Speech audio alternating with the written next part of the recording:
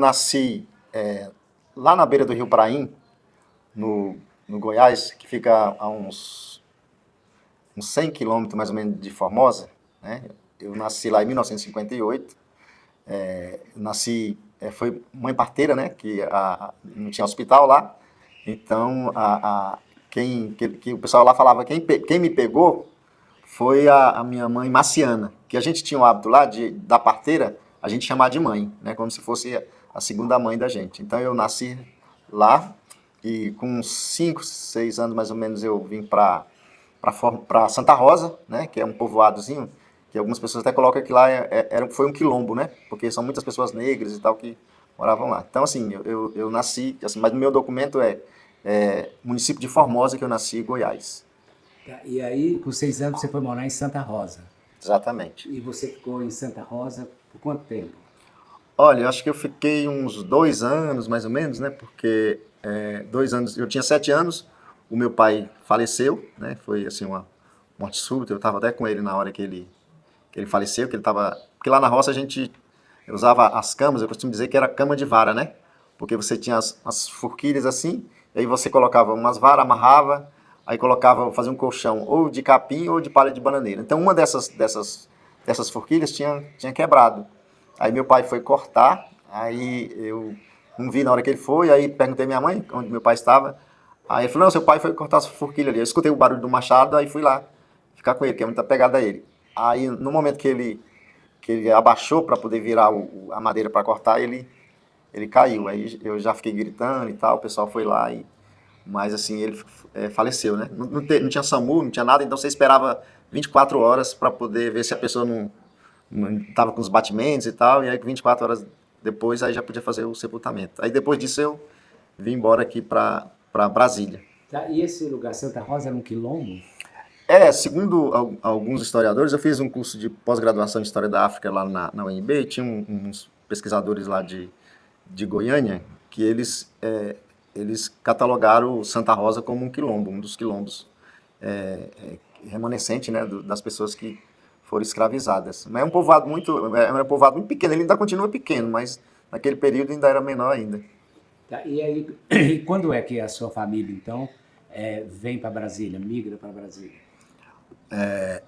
Foi logo depois que meu pai morreu. Acho que meu pai morreu em 1966, acho que 1967, por aí, né? Nós viemos para cá. Minhas irmãs já estavam aqui, né? Que elas vieram, que eram minhas irmãs só por parte de mãe, não era filho do meu pai. Elas tinham vindo para cá para trabalhar, né? Trabalhar de doméstica na casa aí do pessoal de classe média. Aí a gente, como só era minha mãe, a gente vivia da roça, né? O que a gente comia era da roça. Então, nesse período lá, depois que meu pai morreu, é minha mãe que ficou trabalhando. Ela trabalhava, por exemplo, quando tinha uma colheita de arroz, ele ia lá, trabalhava nessa colheita, aí ganhava uma quarta de arroz. Aí tinha colheita de feijão, ia lá, trabalhava, ganhava uma quarta de feijão. Farinha, rapadura. Então, sempre... E as proteínas eram mais das galinhas que a gente criava, os ovos e tal, assim, a gente não conhecia muito carne não. Então, assim, aí, diante dessa situação, aí nós viemos embora aqui para Brasília.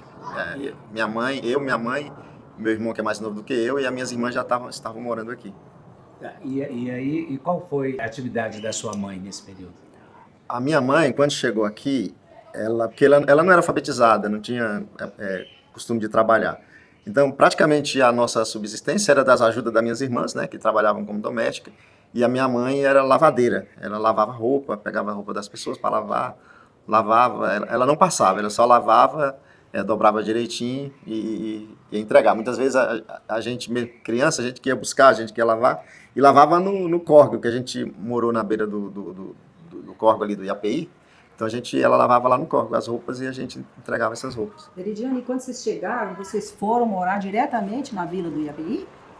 Olha, assim, não foi bem na vila do IAPI que a gente foi morar. A gente foi morar, acho que na Vila Tenório, que era um espaço que hoje é mais próximo do Bandeirante ali, né? Então a gente foi morar lá na casa de uns conhecidos nossos, que era lá da roça. Então a gente conhecia eles e nós ficamos uns dias lá. Aí depois minha mãe conseguiu pra gente morar num barracão, acho que era de uma empresa construtora, que era um barraco enorme, que eu me lembro, e ele era feito, eu não sei qual o nome que dá, mas ele era, você colocava uns tarugos assim, Aí você construía o piso em cima e levantava esse barraco.